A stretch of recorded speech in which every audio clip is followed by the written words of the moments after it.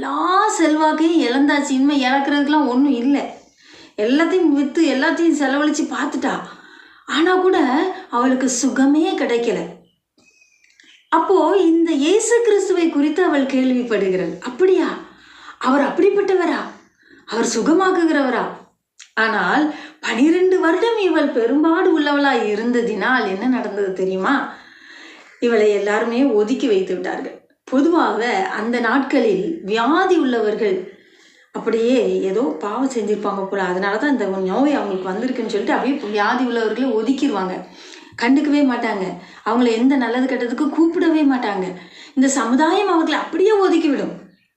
ஆகவே இந்த சகோதரியும் அப்படி ஒடுக்கப்பட்டார்கள். இவங்களுக்கு என்ன செய்யணும்னே தெரியல. அப்போ இந்த செய்தி கேட்குது, இயேசு போகிறார் என்கிற செய்தி. அப்போது இவங்க நினைக்கிறாங்க, நான் போய் இயேசுக்கிட்ட வேண்டி அவர் எனக்கு சுகம் தந்து இந்த